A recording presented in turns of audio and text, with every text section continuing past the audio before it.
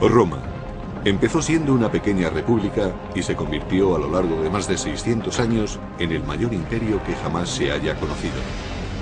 En su apogeo llegó a extenderse desde Londres hasta Bagdad, gracias al que fue el primer ejército profesional. De esta forma, se convirtió en el modelo de la civilización occidental. Sin embargo, cuando el imperio comenzó a tambalearse, se derrumbó a una velocidad vertiginosa. El poderío de Roma solo tardaría 100 años en desvanecerse como el humo, barrido por las invasiones de los bárbaros.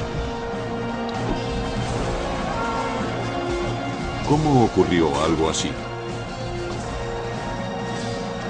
El Imperio Romano, la primera guerra bárbara.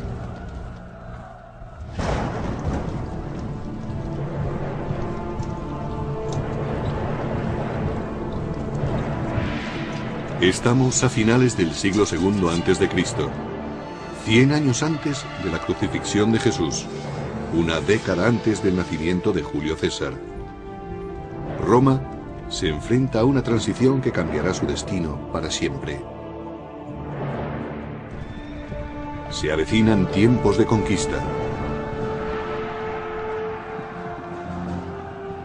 Roma había estado expandiéndose con éxito por tierras extranjeras durante alrededor de 150 años.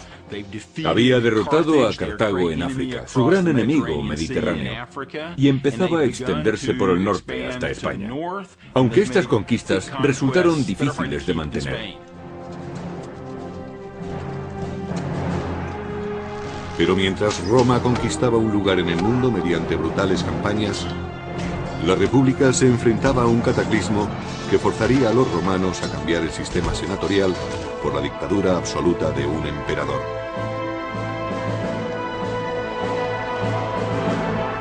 Todo empezó con la primera guerra con los bárbaros. En el año 113 a.C., Roma era dueña absoluta del Mediterráneo, pero junto con los territorios conquistados aparecieron nuevos enemigos. Los romanos sabían que había otras gentes más allá, especialmente al norte, y que eran incluso más temibles que los ejércitos que habían derrotado anteriormente. Les preocupaba que aquellas gentes invadieran Roma. Más allá de las fronteras romanas, los soldados se enfrentaban a una clase desconocida de guerreros. Los llamaban bárbaros, una palabra que significaba extranjero y rudo. Cualquiera que no siguiera las costumbres ni hablara las lenguas clásicas latino o griego era considerado alguien diferente, un bárbaro. Para los romanos estas gentes eran inferiores porque eran mucho menos civilizados que ellos.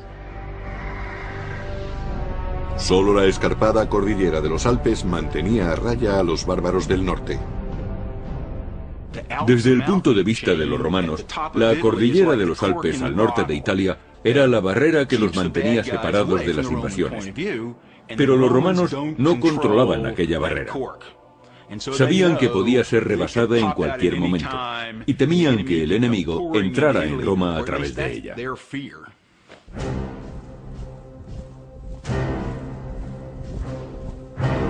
El ejército de Roma hacía guardia contra la amenaza de los bárbaros.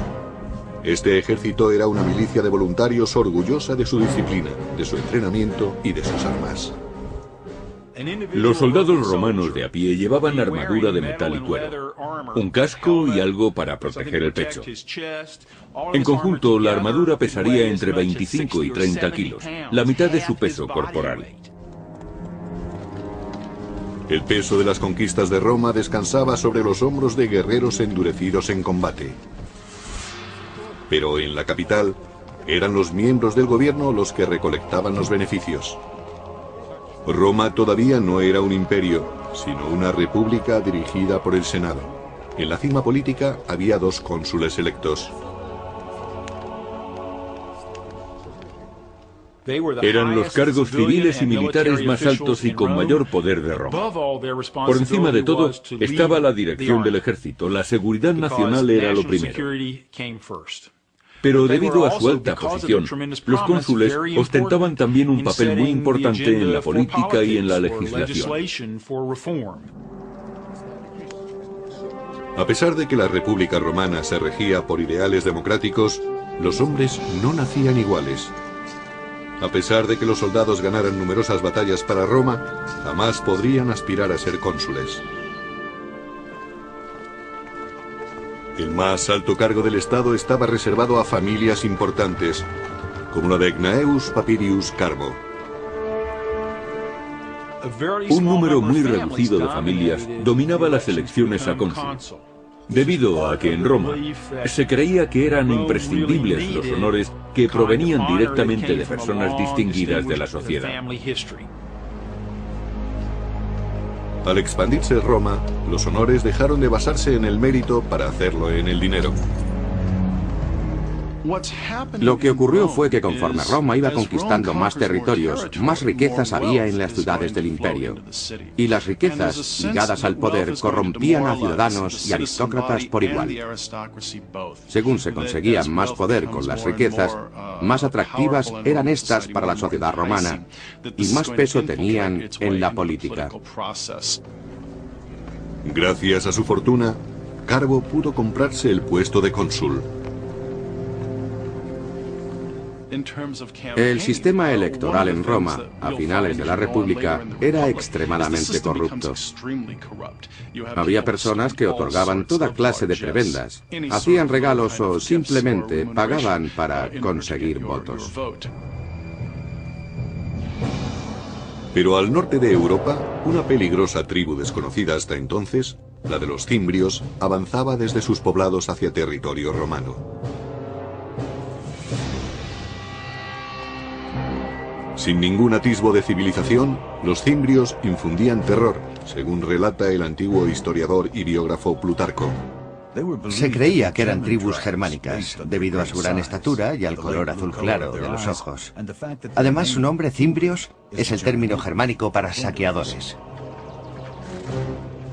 Conducidas por un gran líder, Boirix, sus hordas dejaban un rastro de destrucción allá por donde pasaban.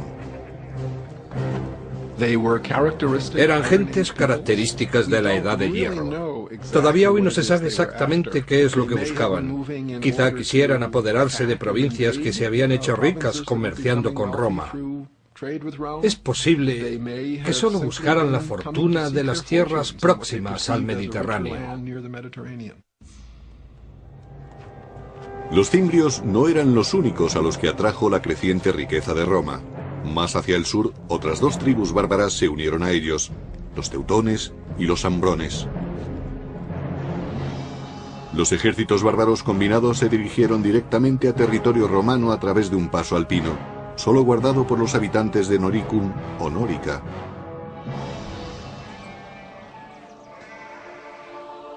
Aunque Nórica no era territorio romano, su proximidad hacía que su gente estuviera fuertemente ligada a la República Romana. Nórica era una región situada en el territorio que ocupa la Austria moderna. Los romanos llamaban a sus habitantes Norici debido al nombre de la región, Noricum. Los Norici controlaban los pasos alpinos. Los romanos comerciaban también con los Noirici, pues tenían fama por su habilidad en el trabajo de los metales preciosos y del hierro.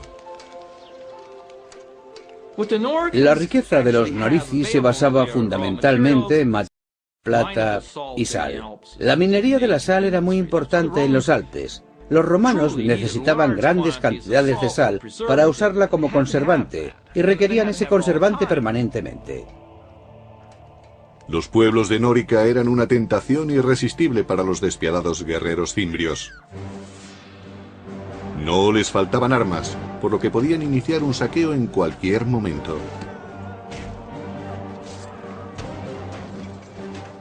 En el segundo y primer siglo antes de Cristo, los cimbrios tenían espadas, lanzas y escudos.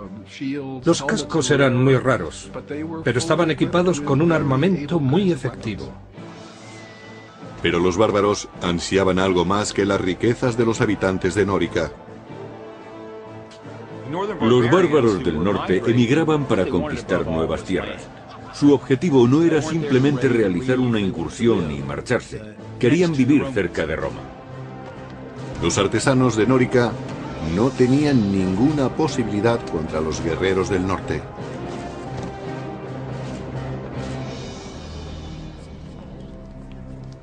Los Norici enviaron un emisario a sus aliados del Senado romano pidiendo ayuda contra los sanguinarios invasores cimbrios.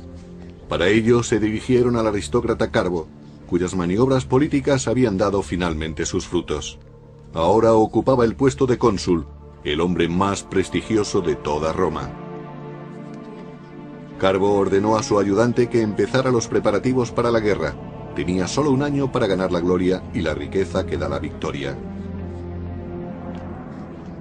Tenía que demostrar sus cualidades de dirigente por medio de un acto viril. Y ese acto viril era hacerse con el éxito en el campo de batalla. Los generales no solo cosechaban para ellos y sus familias, sino para todos los que les seguían.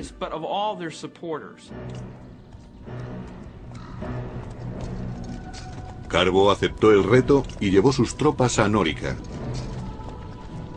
A pesar de su total inexperiencia en las artes de la guerra, estaba ansioso por demostrar que era algo más que un acaudalado senador. Llegó a Nórica apoyado por los soldados del ejército romano. Tras un siglo de victorias, estos soldados tenían plena confianza en sí mismos.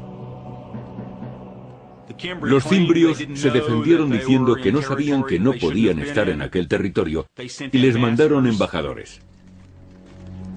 Los bárbaros no habían visto nunca una fuerza tan bien equipada y disciplinada. Su caudillo, Boirix, le dijo a Carbo que su gente solo quería regresar a su hogar pacíficamente, y Carbo estuvo de acuerdo en que se marcharan. Pero hay poca gloria en una tregua, y el general romano preparó un plan para conseguir la victoria que tanto necesitaba. Carbo simuló que iba a negociar, pero envió sus tropas por un atajo para atacar a los cimbrios antes de que regresaran los embajadores. Esperaba así conseguir el triunfo. Pero su plan fracasó. El cónsul romano Carbo consiguió engañar a los cimbrios, pero fue precisamente ese engaño lo que le trajo la desgracia. Algunos embajadores cimbrios lograron sobrevivir y denunciaron la traición de Roma al regresar a su campamento. Furiosos, los bárbaros juraron que no cejarían hasta cobrarse una sangrienta venganza.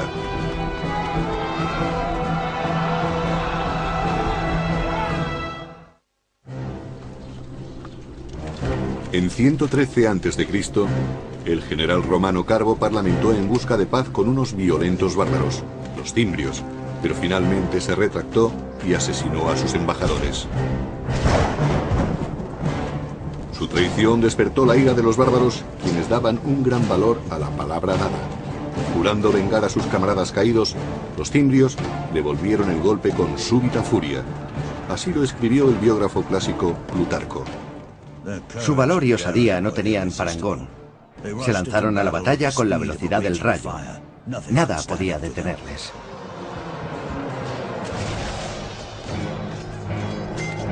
Conducidos por dos caudillos, Boirix de los cimbrios y Teutobocus de los teutones, los bárbaros avanzaron en oleadas incontenibles.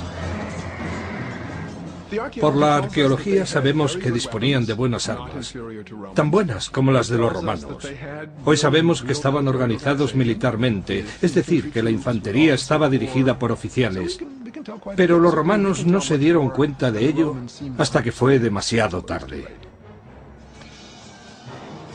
Carbo se encontró repentinamente desprovisto de las comodidades y privilegios de la vida política de Roma.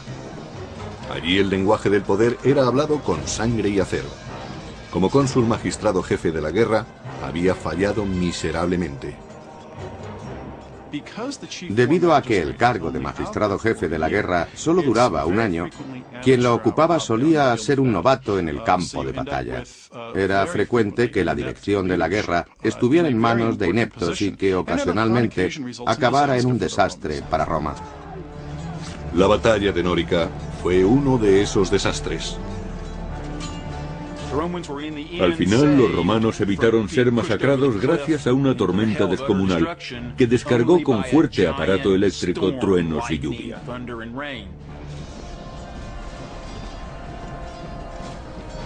Derribado de su caballo, Carbo trató de huir de aquel caos de muerte. Pero escapó de la batalla solo para suicidarse, pues había caído en desgracia ante Roma y ante los ojos de los dioses. Los dioses salvaron a los romanos, pero solo después de que un gran número de ellos hubiera muerto. Dedujeron que los dioses estaban descontentos con el comportamiento de Roma. A pesar de lo ocurrido, los romanos siguieron creyendo que solo los aristócratas podían conducirlos a la victoria. Los romanos creían que lo antiguo era lo bueno y que lo nuevo era peligroso. Por eso los políticos y líderes preferían personas procedentes de una familia con un amplio historial. A lo largo de la década siguiente, una serie de nobles más arrogantes que capaces dirigieron los ejércitos para proteger la provincia que Roma tenía en las Galias. Se enfrentaron a los bárbaros en Tolosa, Burdigalia y finalmente en Aurasio, ciudades que hoy en día conocemos como Toulouse, Burdeos y Orange. En cada combate los bárbaros derrotaron completamente a las legiones romanas. Los romanos tenían su propia manera de combatir. En la película Gladiator se muestra una representación perfecta de cuando Roma combatía. Preparaban durante horas el orden de combate y luego se lanzaban al ataque. En contraste, el contraataque de los bárbaros era impredecible y devastador para las filas romanas. Si un soldado de una fila caía abatido, el que estaba detrás de él ocupaba su puesto. Los soldados veían la muerte muy de cerca.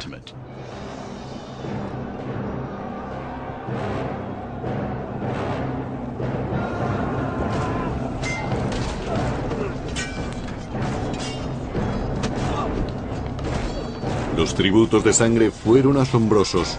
Solo en Aurasio fueron masacrados 80.000 romanos en una tarde. Cuando un ejército pierde cohesión, sus hombres pasan a ser peces en un estanque. Se les captura fácilmente desde cualquier esquina. Cuando cae un flanco, los vencedores matan a los enemigos uno a uno, sin correr ellos ningún riesgo. Lo que en principio era una batalla organizada pasa a ser una ejecución en masa. Sus aliados deseaban algo más que la sangre y el botín de Roma. Algunos miembros del clan habían ido allí a echar raíces. Eran agricultores y comerciaban con sus productos. Vivían en pequeños poblados. Cultivaban trigo, cebada, centeno, avena y mijo, una amplia variedad de cereales. También cultivaban lentejas, garbanzos y habas. El ganado era extremadamente importante. Criaban cerdos, cabras y corderos. La nueva situación alarmaba a los romanos. Para ellos, la amenaza no eran solo los guerreros bárbaros, sino también sus mujeres. La presencia de las mujeres indicaba a los romanos que los invasores habían llegado para asentarse. En otras palabras, eran grupos que llegaban para alterar significativamente la forma de vida romana, amenazando a sus valores fundamentales. Si solo fuera una incursión, no serían más que un grupo de jóvenes a los que podrían manejar fácilmente. Pero si traían a sus mujeres, se trataba de un fenómeno migratorio para establecerse que requería una solución más firme y a largo plazo. Se necesitaba un general que pudiera derrotar a los bárbaros de una vez por todas. El héroe que Roma buscaba desesperadamente emergió en otra frontera problemática a unos 1500 kilómetros, en Numidia, parte de la Argelia actual. Durante 8 largos años, los romanos solo habían experimentado derrotas, hasta ahora. El nombre del Salvador era Mario. Con arrojo e inteligencia aplastó a los ejércitos numidios del pérfido rey Yugurta.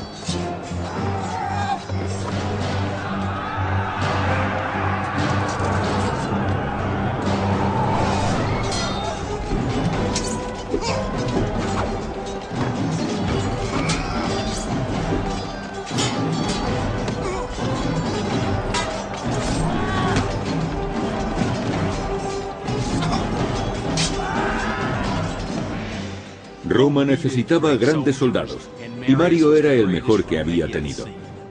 Era un gran jefe, sabía elegir el momento y lugar adecuados para presentar combate y cómo ganarse la lealtad y el afecto de sus soldados. Cavaba trincheras junto a ellos. Comía la misma comida y estaba en mejor forma que ellos, aun siendo los soldados mejor preparados del mundo. Y lo hacía con naturalidad, pues Mario no era ningún aristócrata y hablaba con orgullo de sus orígenes humildes. No sé quiénes fueron mis antepasados, pero puedo enseñar mis medallas y otros honores militares, por no hablar de mis cicatrices, todas ellas ganadas en batalla. Estos son mis títulos de nobleza.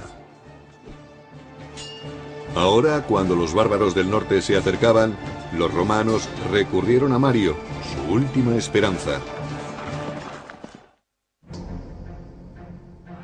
Al final del segundo siglo a.C., una tribu bárbara muy violenta, los cimbrios, junto con sus aliados los teutones y los ambrones, arrasaron la frontera del norte. Una aterrorizada Roma recurrió entonces a su mejor general, el nuevo cónsul Mario. Era un probado jefe militar, y los romanos no querían fallar ahora contra los teutones y los cimbrios, que habían derrotado ejército tras ejército. Había que resolver inmediatamente el problema enviando a la batalla a un líder capacitado. Pero el gran Mario no podía dirigir sin hombres que le siguieran. Devastada tras una década de guerra, Roma pasaba por una escasez crítica de soldados. Los romanos llevaban años de luchas contra las tribus germánicas, y en esos años, el 113, 109, 107, 106 y 105 a.C., perdieron a muchos hombres en el campo de batalla. Por tanto, se enfrentaban a una terrible crisis. A pesar de una enérgica campaña de reclutamiento, Mario no logró encontrar suficientes terratenientes que quisieran luchar. Para ingresar en el ejército romano en la Alta República había que tener propiedades, recursos, y eso causaba problemas al ejército romano a la hora de conseguir un número suficiente de soldados. La solución de Mario fue tan sencilla como radical. Envió a reclutar soldados entre las gentes pobres que no poseían tierras. Si no había que tener propiedades para ser ciudadano romano, ¿por qué tenerlas para ser legionario? Muchos querían ser soldados, era un buen trabajo y muy emocionante. Brindaba buenas oportunidades para el saqueo, lo que garantizaba vino, mujeres y diversión.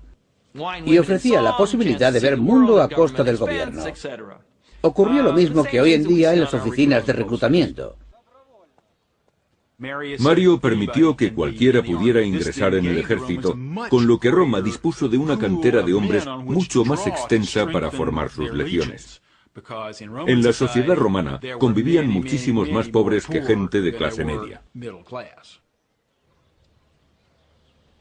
La vieja guardia medía a los reclutas por sus ganancias. Mario eligió a los suyos por su aptitud para el combate. Si podían enfrentarse a un legionario, podrían enfrentarse a los bárbaros. Al extender la búsqueda de legionarios a todo el proletariado, se consiguió inmediatamente que el soldado corriente dependiera aún más del éxito del jefe. Se suponía que el general debía mantener a los soldados que trabajaran bajo sus órdenes y ser generoso con ellos. Atraídos por la promesa de ganar riquezas, surgió una nueva clase de soldados romanos. Mario prometió darles todas las armas y formación que necesitaran. Os enseñaré a derrotar al enemigo, a no temer más que a la desgracia, a dormir en el suelo y a luchar con el estómago vacío. En el año 104 a.C., Mario se dirigió con su ejército a las Galias para enfrentarse a los cimbrios. Por suerte para los romanos, los bárbaros eligieron ese preciso momento para abandonar las Galias e invadir Hispania. Aquel error táctico dio a Mario un tiempo precioso. Mario formó un nuevo ejército partiendo de la nada y consiguió que sus soldados se endurecieran y se desvivieran por su ejército. Mario introdujo muchas innovaciones en el ejército. Entre otras cosas, distinguió cada legión con un águila de plata como estandarte. También entrenó a sus hombres para que llevaran su equipo. Así se desplazaban más rápidamente. Pero a veces iban tan cargados que decían de sí mismos que eran las mulas de Mario. Por tanto, no necesitaban animales de carga para llevar a su ejército al combate. Ellos mismos hacían de mulas. Aquello les hacía más efectivos, más flexibles. Fue precisamente esa flexibilidad de las legiones lo que hizo que triunfaran las reformas de Mario, además de la estandarización del equipo. Bien equipados y unificados en espíritu, los soldados de Mario estaban listos para luchar, pero aún no habían sido probados en combate. Pasaron 2 años sin que aparecieran los bárbaros, pero seguían inspirando temor. Los romanos ignoraron los antiguos límites del mandato consular y reeligieron cónsul a Mario como magistrado jefe de la guerra. Para resolver parte del problema de la amenaza del norte, le dieron a Mario un mando extraordinario en los años 104, 103, 102, 101 y 100 para que siguiera siendo cónsul. Lo reeligieron una vez tras otra. Finalmente, la amenaza fantasma se hizo real en el año 102 a.C. Los cimbrios, teutones y ambrones partieron del norte y del oeste en dirección hacia Roma. Mario construyó... Los cimbrios, teutones y ambrones partieron del norte y del oeste en dirección hacia Roma. Mario construyó una fortaleza cerca de Aurasio y envió otro destacamento para proteger Nórica. Sobre todo, debían proteger los accesos alpinos a Roma. Al cabo de unas semanas, la mitad de la horda de teutones y ambrones rodeaban el fuerte de Mario. Una visión terrible, según Plutarco. Sus tropas parecían infinitas. Su visión era espantosa. Su forma de hablar y sus gritos no se parecían a nada que hubieran oído antes. Sin embargo, Mario obligó a sus soldados a fijarse en ellos y a aprender. Mario era un militar brillante. Conocía la vida, la forma de pensar y la psicología de los soldados. Mario hizo que la República Romana confiara en que podían derrotar a los bárbaros más fieros del mundo. La fortaleza se mantuvo, y aunque los teutones y los ambrones no pudieron pasar, una fuerza de 150.000 hombres se dirigió hacia el sur en busca de otro paso entre los montes. Los romanos le siguieron a la distancia, sin prisas, esperando el momento y el lugar oportuno. Mario eligió el campo de batalla perfecto desde donde lanzaría el poderío de su poco convencional ejército.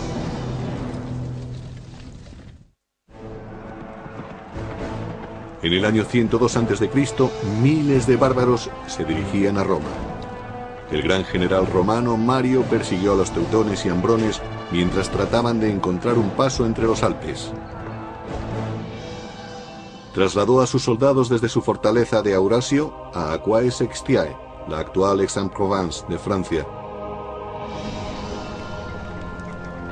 Allí, Mario ordenó a sus hombres que acamparan, tras elegir cuidadosamente su posición. El campamento romano era una pieza singular de su maquinaria militar. Preferentemente debía estar situado en un alto para observar las maniobras del enemigo. Tenía forma de cuadrícula y estaba rodeado de un foso profundo con un terraplén que conducía directamente a él, conocido como Ager. Todos tenían una misión que cumplir.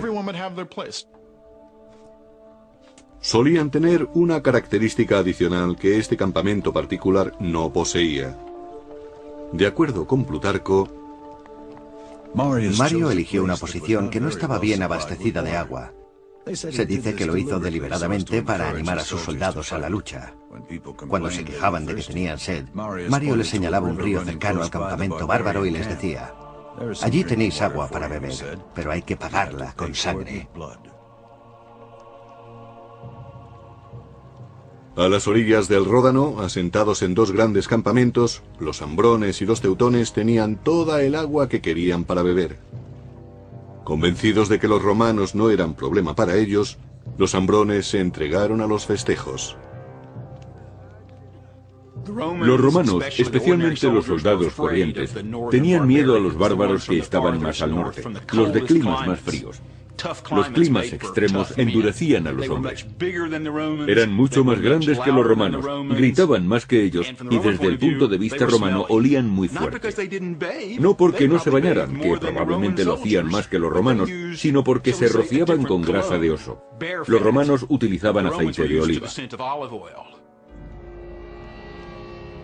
Los bárbaros no sospecharon del peligro que se escondía en el bosque. Un pequeño contingente de soldados enviados por Mario les acechaba. Los soldados romanos tenían miedo. Eran realistas. Sabían que se enfrentaban de cerca a la muerte. Ellos, al igual que sus enemigos, no mataban a distancia.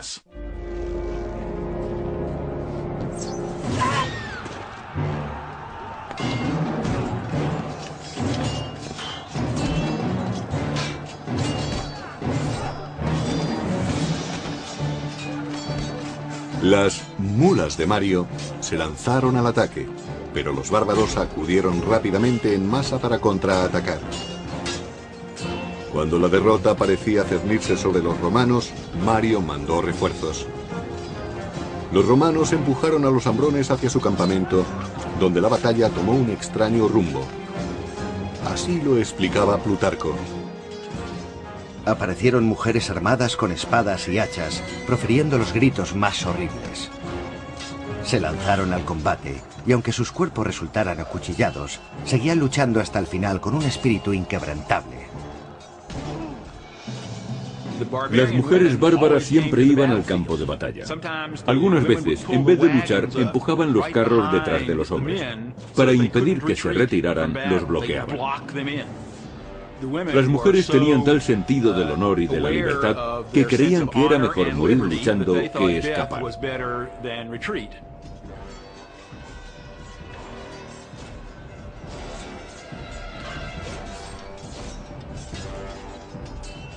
Para los romanos, aquellas mujeres resultaban increíblemente valientes y bravas.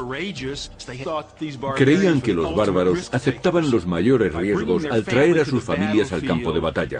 Lo arriesgaban todo a una jugada. Su lema era vencer o morir, y eso incluye a todos, hombres, mujeres, niños y recién nacidos. Pero los romanos también tenían algo que proteger, su tierra y su honor. Con las artes que Mario les había enseñado, consiguieron su primera victoria contra los invasores germánicos en más de una década.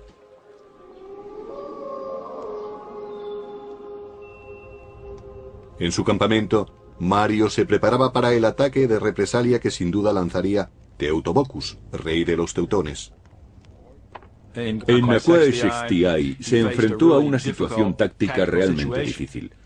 Como de costumbre, el enemigo era muy superior a los romanos.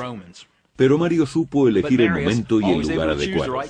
Por eso escogió el terreno con sumo cuidado.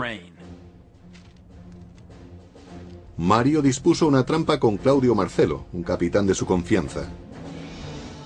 Marcelo y otros 3000 hombres entraron en los bosques por detrás del campamento teutón y se mantuvieron allí escondidos hasta que empezó el combate. Según Plutarco, los bárbaros cargaron colina arriba contra el campamento romano tal y como había previsto Mario, y allí se encontraron con una muralla de espadas. El mismo Mario peleó en primera fila, poniendo en práctica las órdenes que daba a sus soldados. Estaba tan bien entrenado como el que más, pero su osadía sobrepasaba a la de cualquiera.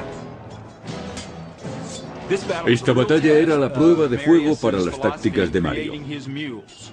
Había conseguido que sus soldados fueran lo suficientemente fuertes para permanecer en pie con toda su armadura y seguir en su puesto manteniendo la disciplina, incluso cuando el enemigo atacaba con fiereza. A continuación, se lanzaban contra ellos con sus espadas a modo de cuña móvil que caía de la colina despedazando las tropas enemigas. Cuando Mario y sus hombres forzaron a retirarse a los bárbaros, Marcelo y sus cohortes salieron del bosque. Peleando juntos hicieron que se desvaneciera cualquier esperanza de retirada del rey Teutóbocus y sus guerreros. El número de bajas era incalculable. Los romanos masacraron más de 100.000 teutones. El resto pasaron a ser esclavos, botín de guerra que haría ricos a las mulas de Mario y a sus ayudantes. Se preocupaba no solo de sus soldados, sino también era muy generoso con los romanos de todas las clases sociales. Mario, al monopolizar el poder desde las alturas, se convirtió en un ejemplo a seguir, incluso para la clase senatorial. Fiebre bárbara, los romanos eligieron de nuevo a Mario para el puesto más importante de Roma. Sería cónsul durante un quinto periodo, algo que no tenía precedentes. Tenían tanto miedo de que los bárbaros cruzaran los pasos de los Alpes no controlados por los romanos y que destruyeran y saquearan Roma, que la política fue dejada a un lado. Pero Roma no estaba a salvo aún. Mario había derrotado solo la mitad de las hordas bárbaras. Los cimbrios, los más temibles, todavía acampaban por su cuenta. Mientras Mario estaba en Roma, los cimbrios rebasaron las fortificaciones en Nórica. El enemigo había traspasado al fin las fronteras de Roma y cabalgaba por la llanura del Po. Pero solo un hombre tenía el valor y la inteligencia necesarias para resolver esta nueva crisis, el cónsul Mario. En el año 102 a.C., las mulas de Mario masacraron la violenta tribu de los teutones en el sur de las Galias, destruyendo la mitad de la fuerza bárbara. Pero entonces la tribu de los cimbrios cruzó los Alpes austríacos. Desde Roma, Mario se dirigió rápidamente a la llanura del Po, jurando eliminar a los bárbaros para siempre. Cuando Mario llegó al campamento romano, los cimbrios mandaron un mensajero. No querían atacarles, sino presentar una demanda. Los cimbrios dijeron a Mario que no querían pelea. Estaban allí porque deseaban tierras, como las que había recibido su tribu vecina al otro lado de los montes de Francia. Al parecer, los cimbrios no sabían nada de la derrota de sus camaradas teutones. Entonces Mario, con una sonrisa sarcástica, les dijo: no tenéis que preocuparos. Vuestros hermanos ya tienen sus tierras, y estamos deseosos de daros las mismas tierras a vosotros. Con eso quería decir que les darían una fosa. Incrédulos, los cimbrios pidieron pruebas. Así lo explicaba Plutarco. Mario, fingiendo solemnidad, les dijo: vuestro amigo está aquí, no os vayáis sin saludarlo. Y ordenó que Teutóbocus, rey de los teutones, fuese llevado ante él cargado de cadenas. Mario no firmó ningún tratado con los cimbrios y su enviado se marchó jurando vengar a su aliado vencido. A pesar de la reciente victoria de Mario contra los bárbaros, los romanos seguían en franca inferioridad numérica frente a los guerreros del norte. Con una batalla en perspectiva, el gran general ordenó sacrificar un animal. Los romanos siempre hacían un sacrificio antes de entrar en combate, para saber si los dioses estaban de acuerdo con su plan bélico. Eso no garantizaba la victoria, pero les daba esperanzas. Los romanos creían seriamente en los presagios. La fe de los romanos era su escudo frente a la abrumadora superioridad del enemigo. Al término del siguiente día se produciría un sacrificio de sangre y esa sangre estaría en manos de los dioses. Mario examinó las entrañas del carnero buscando un signo y encontró que los cielos le favorecían.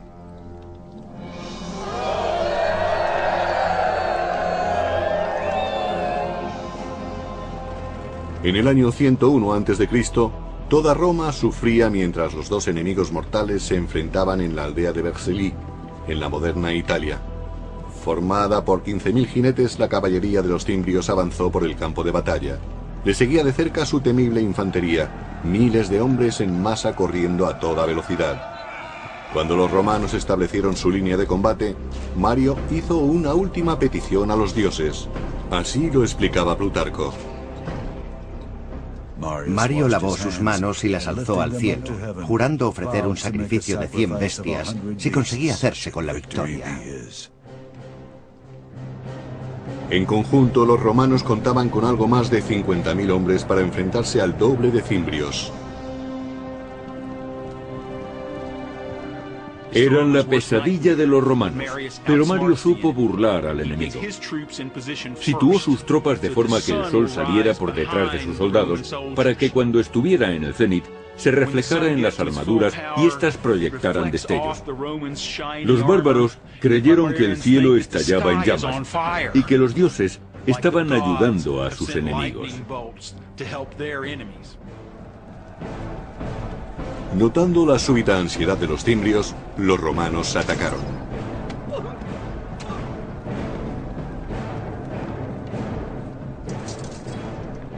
Los romanos tenían honderos y arqueros, pero la infantería era su principal fuerza de combate.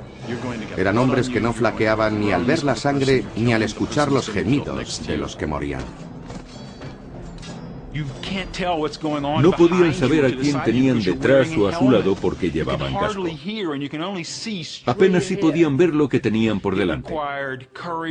Necesitaban un valor y una voluntad extraordinarios para sobreponerse al miedo.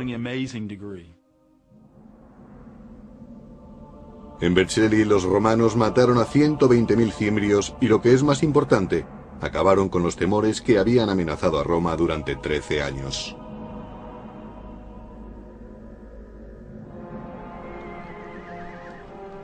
Tras la guerra, Mario volvió a Roma convertido en héroe. La multitud lo ensalzó como salvador de la República.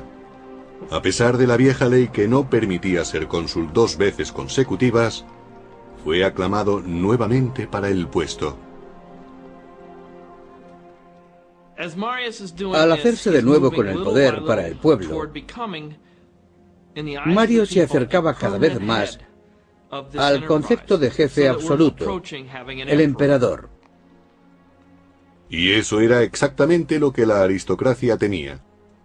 Desaparecido el peligro de los bárbaros, muchos nobles se declararon abiertamente hostiles a Mario. Para permanecer en el poder, Mario tenía que buscar apoyos, y para ello acudió a políticos corruptos, partidarios del soborno y el asesinato. Desgraciadamente, Mario no supo elegir bien a sus aliados. En el terreno político, Mario no era decisivo, ni tenía la perspicacia que había tenido en combate con las lanzas y las espadas. Celoso de otros potenciales líderes militares, Mario ordenó asesinar a muchos de sus rivales. Bajo el mandato de Mario, la violencia se impuso al debate a la hora de dilucidar diferencias políticas. El general había salvado a Roma, solo para recortar el poder de la República. Sin embargo, Mario nunca perdió el afecto popular. En el año 86 a.C., poco antes de su muerte, le volvieron a elegir para un extraordinario 7º mandato consular. Dejó un legado de poder en manos de los militares y un legado de apoyo popular para el hombre que ostentara ese poder. Supuso un punto de inflexión que cambiaría el equilibrio de poder.